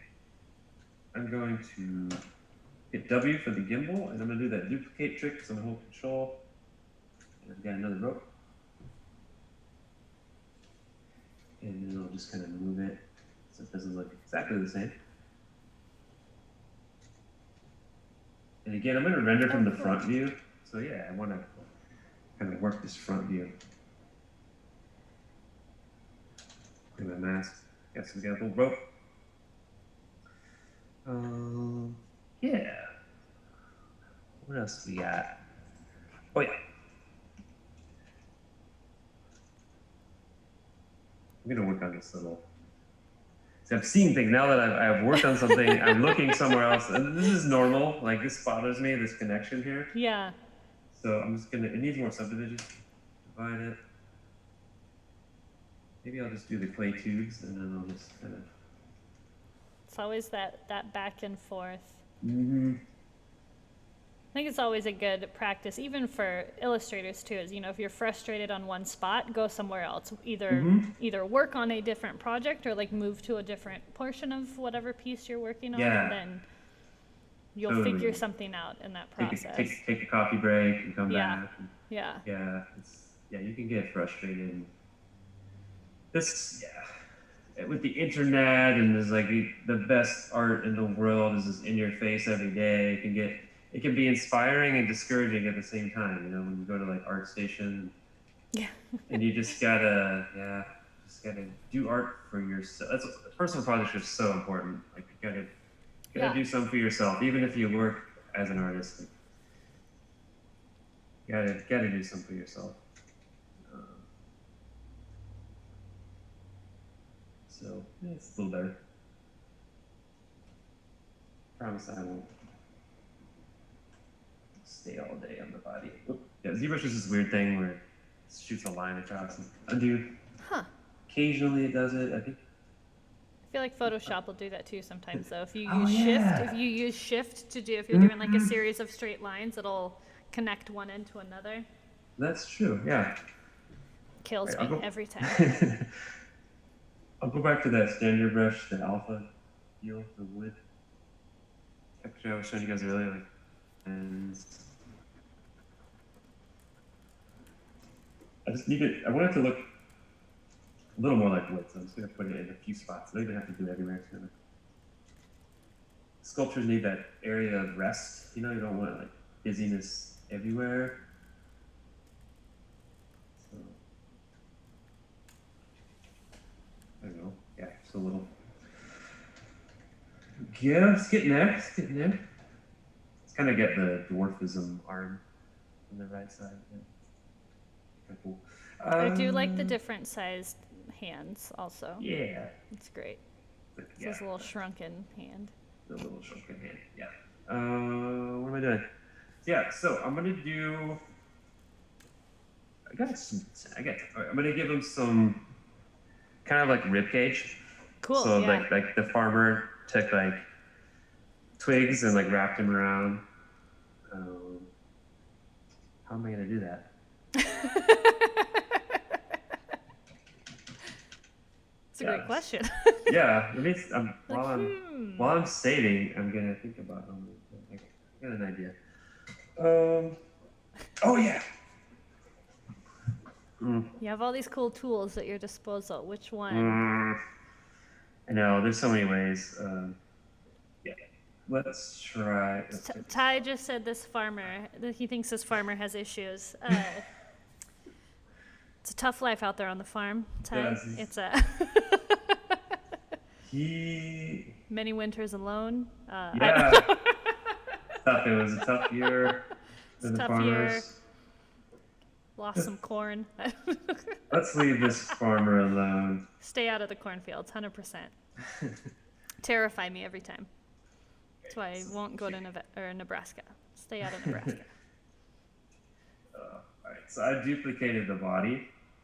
And Okay. I'm just gonna cut the arms off. I'm gonna delete my lower levels, delete hidden, and I'm gonna do these close holes. So I kind of created this thing, and you might be wondering why. I'm just gonna smooth it. Basically, wanted to grow the rib cage like on something bigger than the actual body, so they're floating a little bit. This is just like a. So what I might do, there's this deformation inflate. You can make things inflate. So if I had type 2, 3, kind of gets fatter. Looks like, yeah, you can see it on top of the other one. Let me go 10. Oh, okay. Yeah. Looks Yeah, like it was just a way to inflate. Yeah. And so it's kind of like a temporary object I'm going to use. Yeah, so I'm going to draw my ribs on this. All right, let's do this curve tube. No, curve tube snap. And we'll just draw like a few ribs. It's too big, so I'll make your brush size smaller. All right. I found you. I like to click off and then do it again. All right. It's getting noodly. I'm always talking about fighting the noodle, but I can fix that later. Also, the chat decided that Daryl versus the Noodle is your band name. So I had issues once with noodles. I was like, I don't know why I'm always talking about noodles. whenever you start that band up, you've got a name. My 40s and everyone's in the band phase. I guess that's coming up soon. Yep, so it's right around the corner. I gotta do it. Except I don't have any musical talent, so that's my problem. I don't think that's ever stopped anyone else. That's true. It's true. Yeah. It's gonna happen, guys. Okay, so this is like the temp. You could call it temp. Maybe I'll come back to it, but yeah. For now, I'm gonna turn that guy off. Oh, okay. So yeah, the ribs are part of this. So Okay. Yeah, I was like, wait, Yeah. where'd they go? Where'd they go? I'm gonna do Control Shift and click on stuff, and you can hide stuff you don't want. Control Shift and you hold Alt, it'll select or subtract. Oop. Okay. And then I'm gonna delete hidden. Now it's just a rib cage. There you go. Whiny, yeah. Whoa. And since I drew it on the bigger, it's not totally embedded in it. Yeah. It's actually not as much as I want. I'm gonna scale it up. Come on now. I'm trying to reset this guy. There we go. Now scale up a little bit. Oh, cool. Yeah, so it's got some space. Yeah. And I could get fancy, and there's a Z modeler brush. If you hold Alt, you can kind of delete edges to fight the noodle. Because I haven't said noodle in about 5 minutes. So I want to work that in there. That one's weird. The chat's also decided that this farmer has only worked on a render farm. So good. Oh. So good. So good. Yes.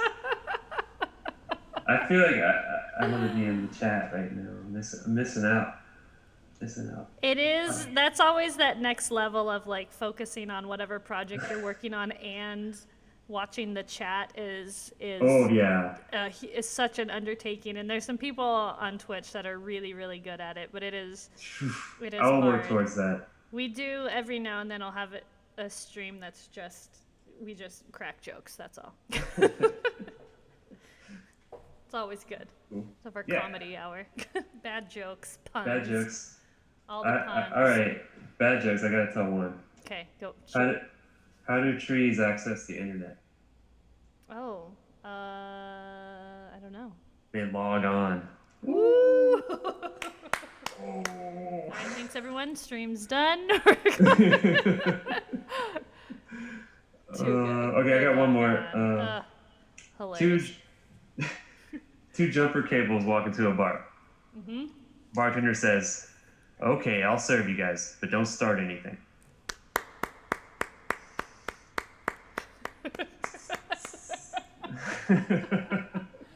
That's the other feature. I need a laugh track and and an applause. Like Oh yeah, that would be good. Applause. Yeah. I'm really looking or for a the sound boo. effects that I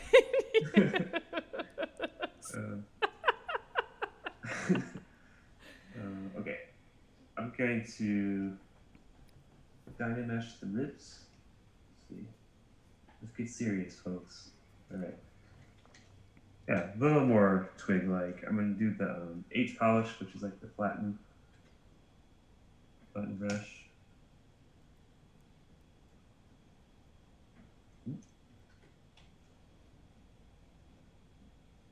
Some of this is going to be covered up by the shirt.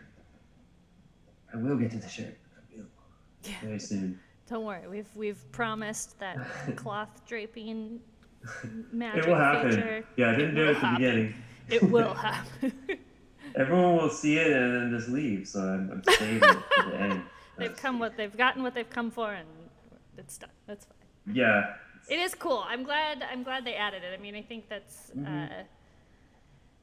That's so I don't nice. know. It's just such a cool watching some of these 3D rendering programs that do that cloth simulation and like how it interprets gravity and like, yeah. It's crazy. I was even a little bit when I saw the ZBrush. I was like, okay, yeah. But once I started playing with it, I was like, this is fun. Yeah. I'm going to delete. Ty's just over here cracking jokes. Came for the cloth sim, stayed for the noodles. Oh, yes. Oh, man. Okay. I don't even know what I'm doing anymore. Okay, yeah, so I'm gonna do the Sculpt Pro on the branches just to kind of Oh yeah. get some little Like- secondary guys or girls. I think these little bits are my favorite. Yeah. It's like little spooky pokies. Spookies, yeah. Well, sure. Something like that. Pokies Sorry. is a technical term in the tree Yeah. tree lingo. I mean, it's such this software is like so built by geniuses and just so complex things, but then most people that use it are like, yeah, this weird wonky flippy tool. You know, that's how we describe things. So. Yes, the spooky pokey brush is coming to ZBrush 2021. Thank you. Yeah. Thank you for my contribution. I'm out. Yeah. I'm out. I feel like that would be a great addition to the already robust brush set that comes. Yeah, with ZBrush. I think so. Okay. Yeah, a little crashing. We'll fix it. Okay, cool. Maybe we'll do a render. Why not? Just to see. Oh Second. yeah. See where we're at. Give yourself a stretch. I didn't do a posture check. That's one other thing that we do. Okay. Every now and then is posture check. Depending on Oh. the workstation people are working on, we've got. I'm always on an Intuos just because I actually don't like my hand on a screen, so I use Intuos Pro, and one of my guys was on a 24 and the other one's on a 16, and you still end up hunched over slowly throughout the duration of a live stream. That I know, but Sometimes you gotta I'm just as stretch. bad as anyone else. I do CrossFit, right? And at first they were like, "You have a hunchback." I'm like, "No, I just sit at the computer all day." So Oh, at I'm least an when I'm artist. in, I know it was kind of like, whoa, it's a weird question. But, yeah, so when I'm there, I at least try to stand up, and it's so hard for me to stand yeah, up straight. yeah, Like, yeah. but, yeah. Get a hunchback, bro. Do you even hunchback, bro? All right, so I think we can do a little shirt at this point. This is cool. Yeah. let's open. Yeah. Sure. Like I said, I'm not going to worry about that. So let's see. Get perspective on too. So if I dock this draw, those are different cameras. Like 24 would be like a GoPro, like super Okay, yeah. fisheye. Yep. So I don't know, whatever we're gonna go for. Maybe 35. Kind of cool. It's kind of. Or sometimes I go 85. That's more like. All right, I'm feeling 50. Stick with that for now. Okay. Yeah, let's append a plane. And of course, it comes in the wrong way because ZBrush does everything kind of weird. Naturally. Naturally. It couldn't just work how you wanted it the first time. That's not. No. I No. don't know why What do you- would. Why would you want the plane to come in that way? I don't know. 90. Okay. So for the cloth stuff, you want it to come in from the top. Sometimes if I hit transparent, it works. Yeah, it's kind of hard to see, but you can see the dude underneath. Hopefully, there's an arm. We'll zoom in so you can see. Yeah. So I'll turn off transparent. We'll send the thing you drape, you went on the top of your stack, right? And I'm gonna have collision objects. I don't need the pumpkin or the stem or the eyes or the beams. I don't want to calculate more things than I need just to slow everything down. So Right.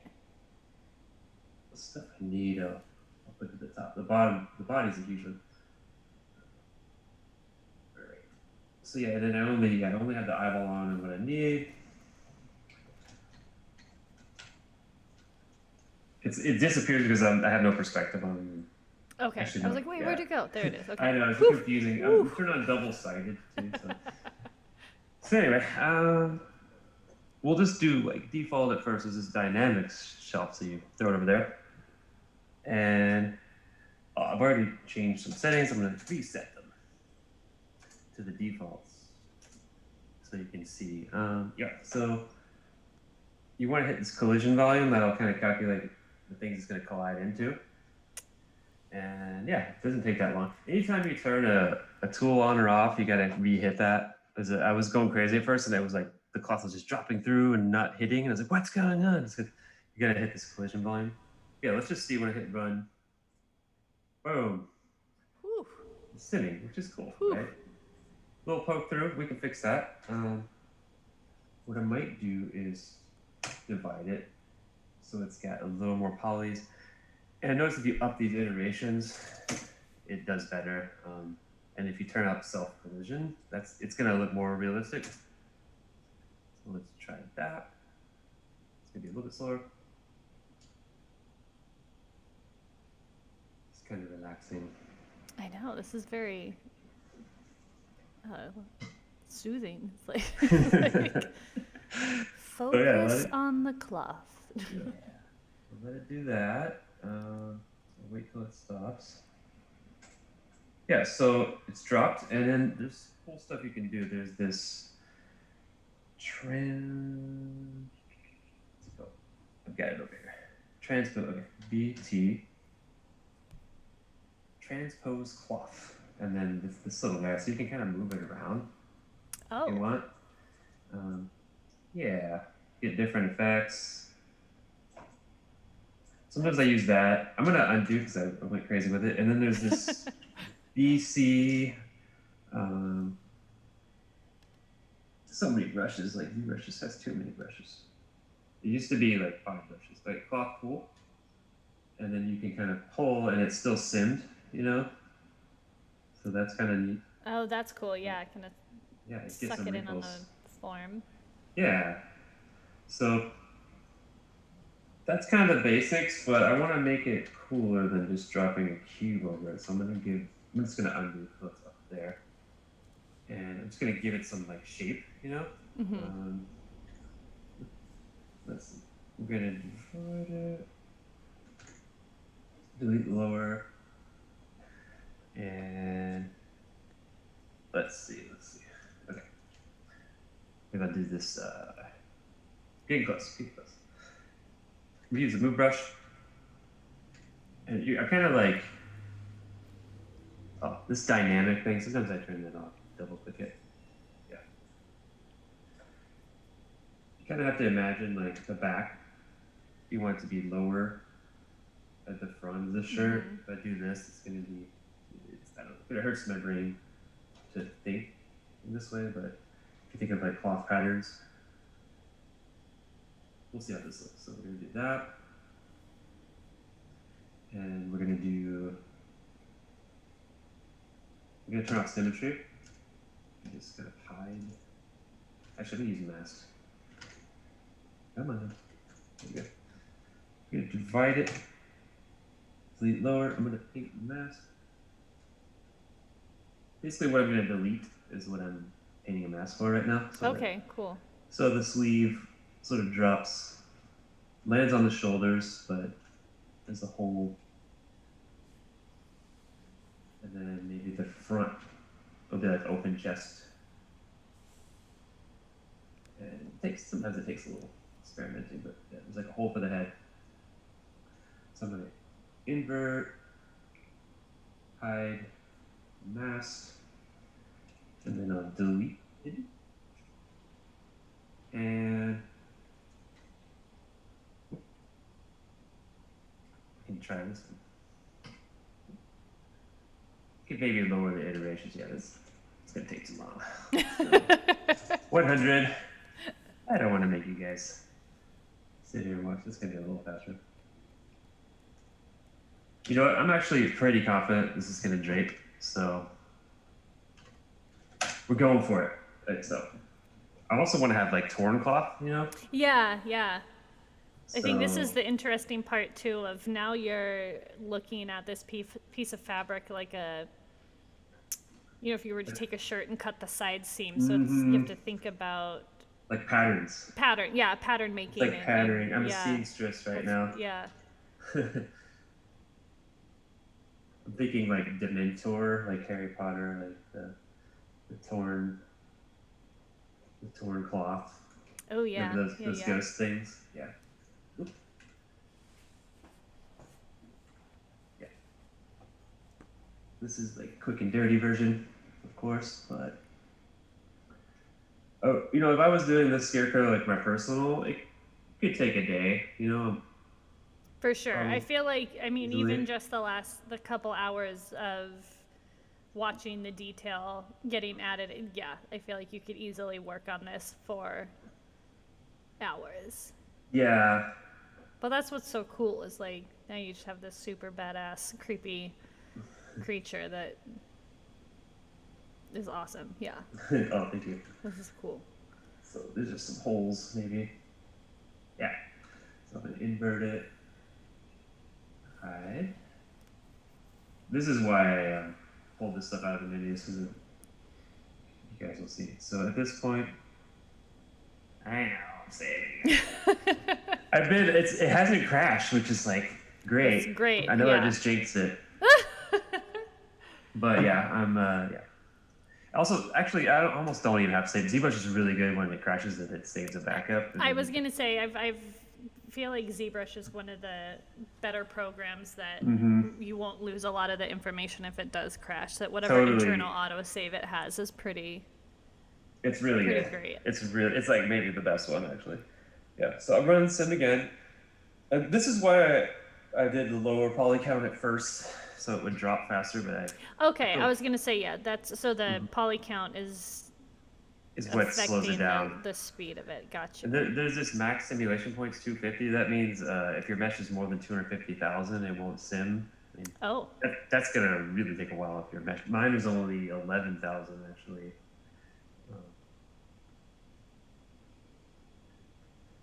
Actually, might time this pretty good. On the dot. On the dot. Yeah, I was gonna do like paint the pumpkin too. Like, I think that'll come later. Yeah, for definitely. Sure. Oh yeah, this is cool. It's neat that it that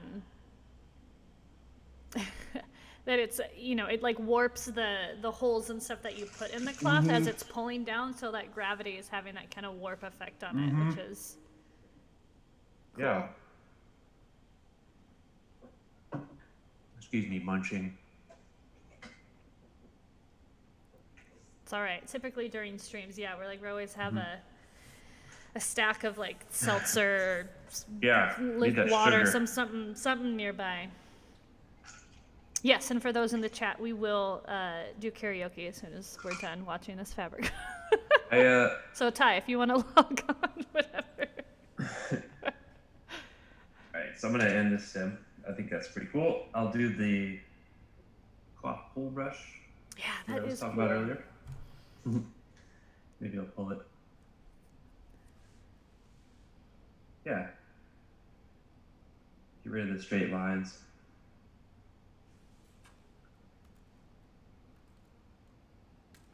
And okay, cool. Maybe I'll do that. Check some other angles.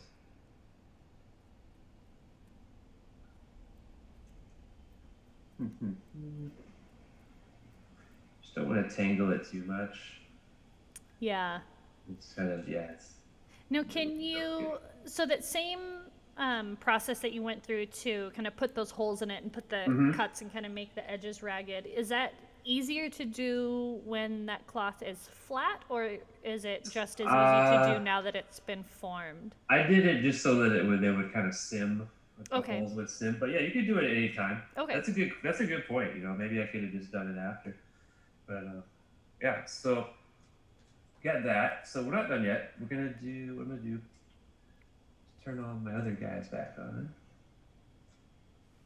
Yeah. So we can put like a weave pattern on the cloth, because right now it's like polygons. Kind of. Yeah. So the geometry.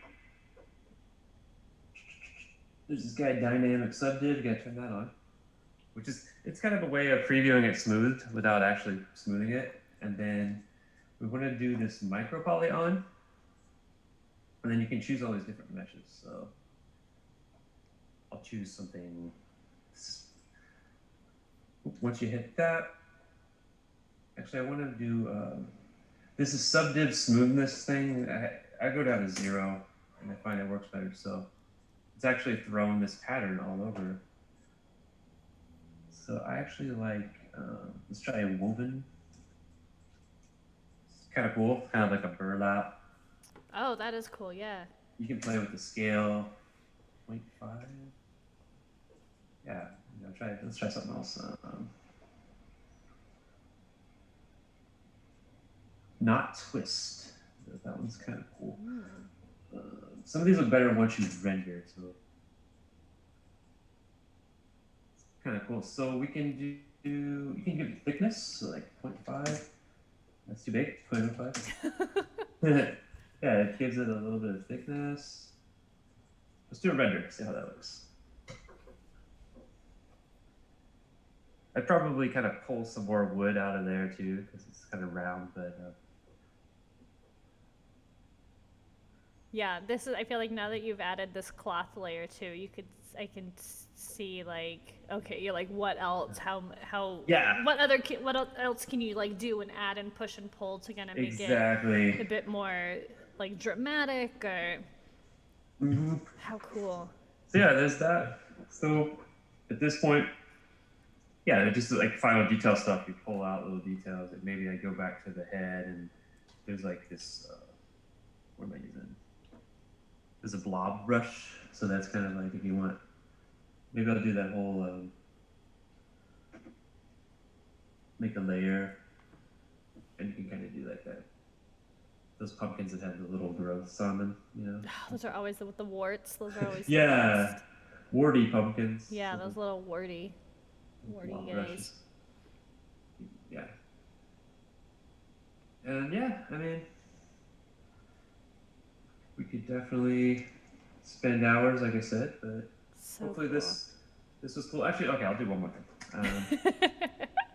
BI, and this will be the last deal.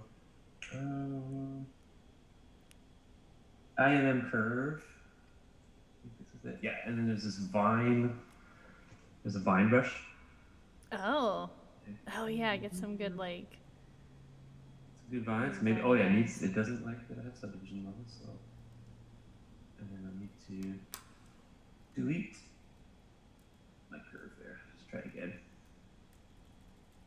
There we go. So then, again, you can continue. If you get that little red line, you kind of wrap it around.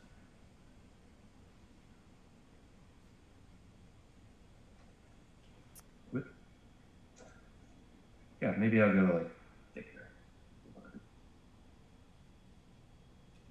Oh, that's cool. Yeah, I thought the vine one was pretty cool. Put one on the pumpkin too. Oh yeah, subdivision levels. Yep. Mesh has layers. It doesn't like layers. Big meta layers. There we go. It's fine. Yeah, so we'll turn perspective back on. And you know, maybe it'd be better to pose them a little, but yeah, that would be like a final step. But for now, I think we're good. That's amazing. That looks Thanks. super cool. Thank you. Yeah. Yeah, it was fun. That was hope- great. Hope people learned something. Ty said nice. This is rad. Yeah, no, that's super cool. This is, oh, see, now that it's rendered, yeah, you get the like lighting and everything's kind of in that same space. That's super, super cool. Yeah, so what I might do is I might detail this guy out and then put like something on my YouTube channel. Just I'll paint the pumpkin, and so that maybe when we do our next live stream, I can give out the link to that one. Yeah, that would be great. I was gonna say, yeah, if you continue to work on this one and post it, just share the link with us. We can share it on the next stream, which is coming up on the 24th. Same bat time, same bat channel. Yeah. But next time we're working on a different creature. Yeah, we're Different gonna do mostly just a head. So we're gonna have a lot more detailing. It's gonna be a little more horror, a little more gory. So it's kind of like a witch, demon, Evil Dead universe head. Love this. Okay, great. Yeah. Cool. Excellent. Well, thank you to everyone for joining us in the chat. Glad to hear everyone says yes, definitely learned something. This was super cool. Thank you, Daryl, for joining me on Saturday for a couple hours. Thanks everybody for joining. Yeah, this is great. Again, if I could just have Halloween-inspired creatures and spooky stuff year-round, I would. I know, right? We'll just keep these going. I know. Now that we've officially taken over Twitch due to COVID, we're just going to keep on keeping on. So thank you guys again for tuning in. We are on Twitch 2 to 3 times a week. So we do art streams that cover, all different programs, a lot of Adobe, a lot of ZBrush. We're going to, in the upcoming months, we've got some people working in like Gravity Sketch and other kind of VR programs too. So yes, more monsters all the time. Just stay tuned. Follow us on the socials. Make sure to follow Daryl. What's your Instagram is Art by Dabney. Art by Dabney. Yep. Just thanks everyone. Stay safe out there. Have a good weekend. If you're in Portland, enjoy the rain. I know, I just realized it got a little windy and rainy outside. So enjoy, and thanks again for joining. Thanks, Megan. Right. See you guys later. Cool.